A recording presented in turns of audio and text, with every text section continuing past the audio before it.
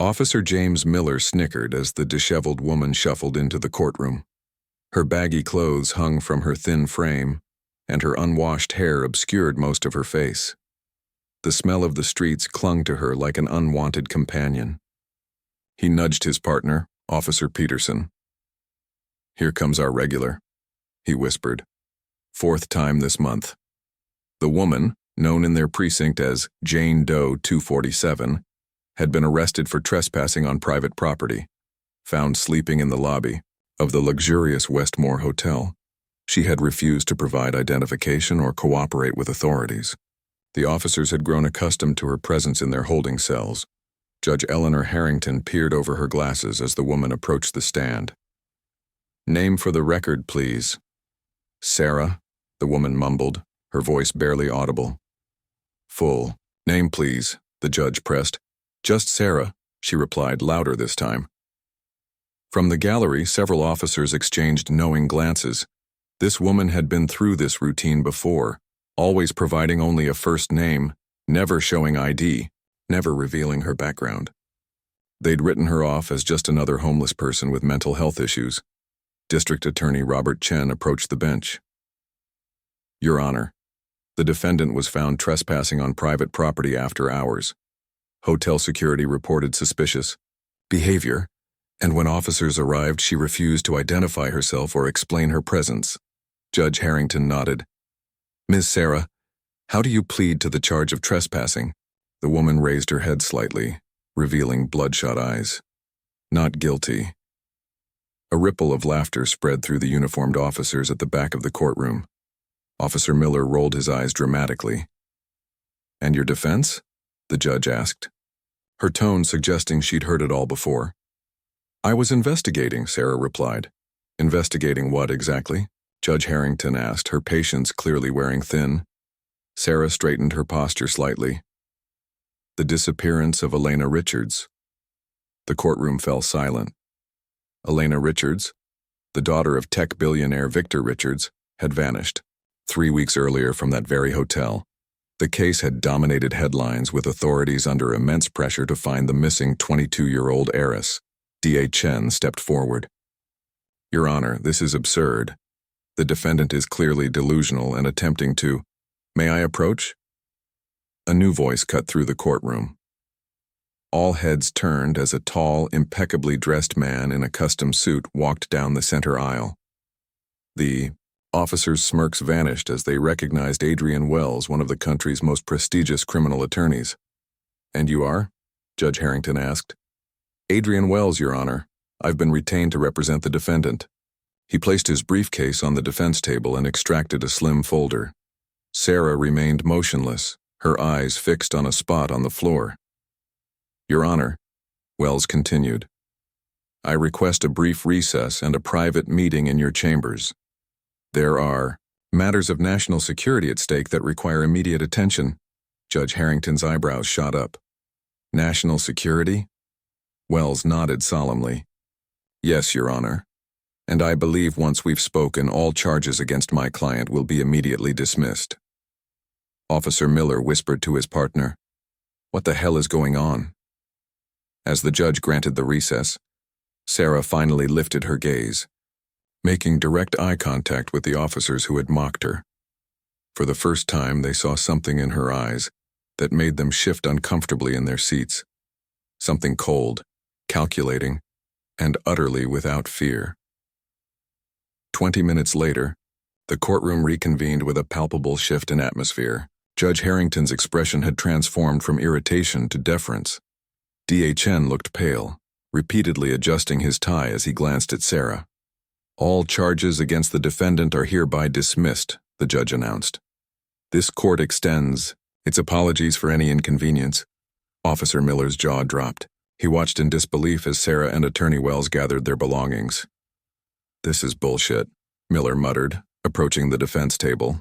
"What kind of strings did you pull?" "She was trespassing. Plain and simple." Wells smiled thinly. "Officer Miller, isn't it? Perhaps a word outside would be appropriate." In the hallway, Wells handed Miller a business card. "My client's identification. I trust this will satisfy your curiosity." Miller glanced down at the card, his face draining of color. On it was a federal seal and a single name. Sarah Blackwood, Special Agent, FBI Counterterrorism Division. She's FBI? Miller stammered. That's merely her cover. Wells replied softly. I suggest you forget you ever saw her. Back inside the courtroom, Sarah had disappeared through a side door, where a woman in a tailored pantsuit waited. Was that necessary getting arrested? The woman asked, handing Sarah a clean set of clothes. It was the only way to access the hotel's restricted areas without alerting our target, Sarah replied, changing quickly. I needed to see if Elena Richards left any evidence in the maintenance corridors. And? Sarah pulled a small device from her ragged shoe. Hotel keycard data. If I'm right, it proves the bodyguard was involved in her disappearance. The team's waiting 2 blocks north, the woman said, opening an emergency exit. Director wants a full briefing in an hour. As they walked, Sarah's entire demeanor transformed. Her hunched shoulders straightened. Her shuffling gait became precise and purposeful, and her eyes, previously clouded with artificial fatigue, now scanned their surroundings with razor-sharp focus. The police officers, the woman began. Won't be a problem, Sarah interrupted. Their mockery provided the perfect cover. Nobody suspects the homeless woman. Across town, Elena Richards' father paced his penthouse office staring at a photograph of his daughter. His phone rang, displaying a blocked number. Mr. Richards, said a digitally altered voice. We have information about your daughter. Who is this? He demanded. Someone who knows that her bodyguard, Charles Wayland, has been working with the Meridian Group, the same group that's been trying to acquire your company. Victor Richards gripped the edge of his desk. What do you want? Nothing, the voice replied. Just watch the news tomorrow. The call ended abruptly, leaving Victor staring at his phone in confusion and renewed hope. Meanwhile, Sarah entered. An unmarked van parked in an alley. Inside, computer screens displayed surveillance footage, building schematics, and personnel files. Among them was a photograph of Charles Wayland, the bodyguard who had reported Elena missing. What did you find? Asked a gray-haired man with military posture. Sarah inserted the device into a computer. Everything we need to move tonight. The raid happened at dawn. 6 unmarked vehicles surrounded a warehouse in the industrial district, their occupants moving with military precision. Sarah, now dressed in tactical gear, approached the side entrance with 3 team members. Remember, Elena Richards is our priority, she murmured into her comm. Wayland is secondary. Inside, Charles Wayland sat across from Elena Richards, who was bound to a chair. The young woman's eyes were red from crying, but her expression remained defiant. Your father just needs a push, Wayland explained calmly. Once he signs over those patents, you'll be free to go. He'll never give in to extortion, Elena spat. Wayland smiled. Everyone has a breaking point. Even billionaires who... A sudden crash interrupted him as flashbang grenades detonated throughout the warehouse. Wayland grabbed his weapon and fired blindly toward the noise. But it was too late. The tactical team had already breached the perimeter.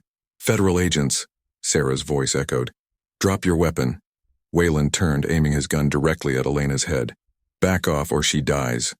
Sarah emerged from the smoke, her weapon trained on Wayland. It's over, Charles.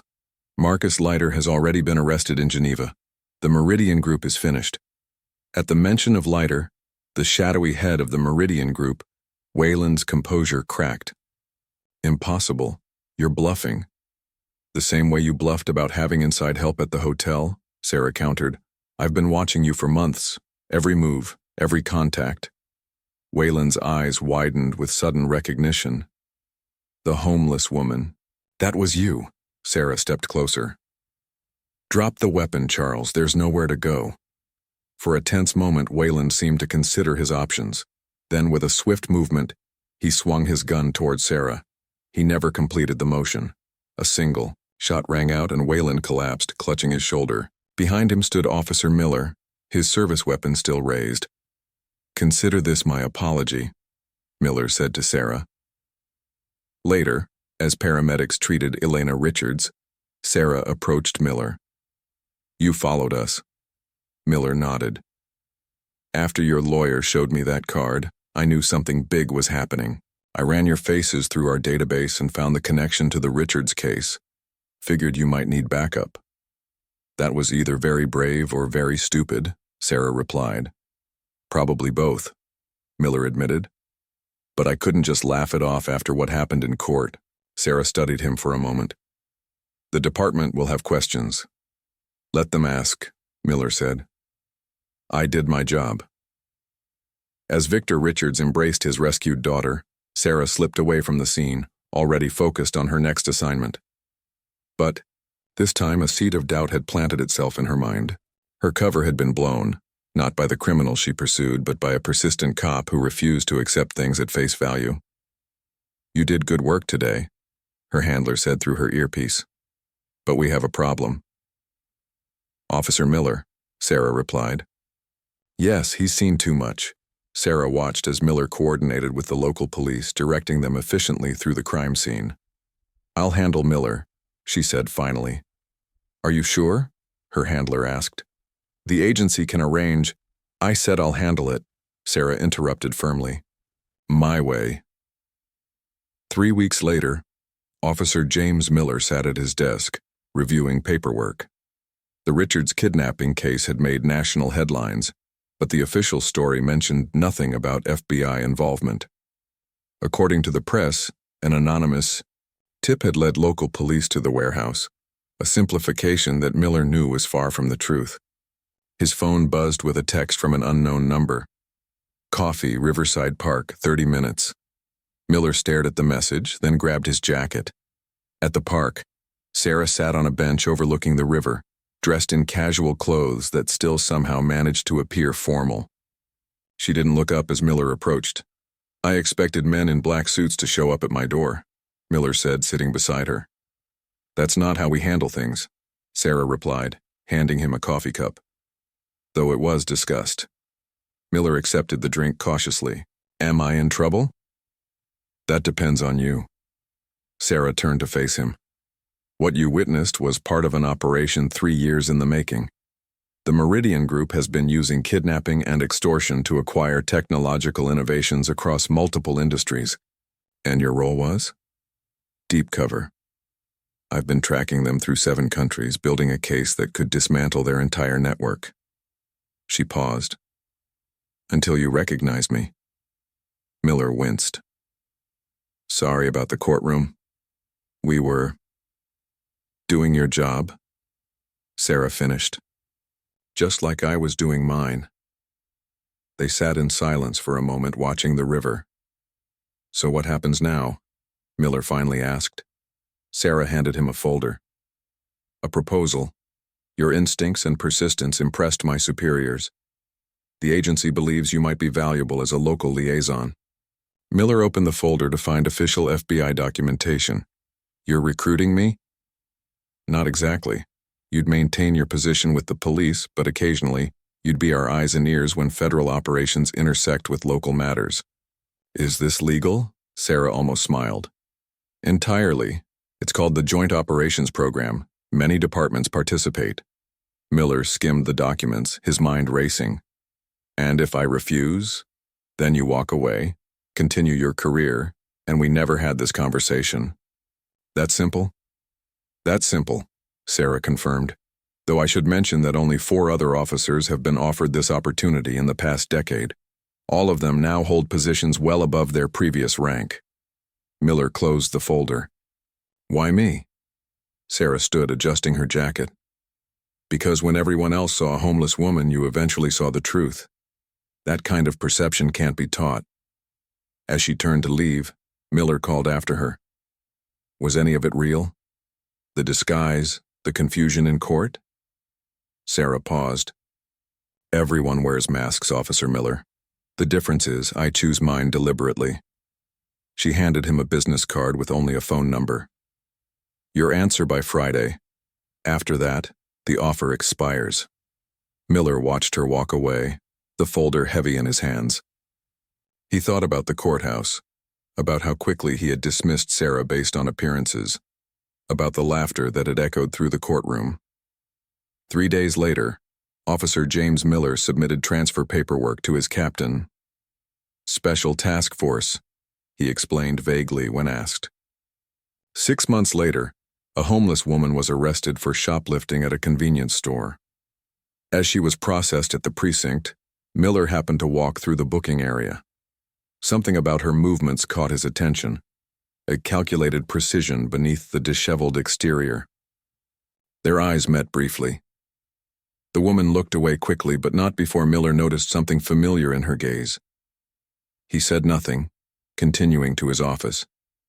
On his desk, he found a single playing card, the Queen of Spades, with a small note.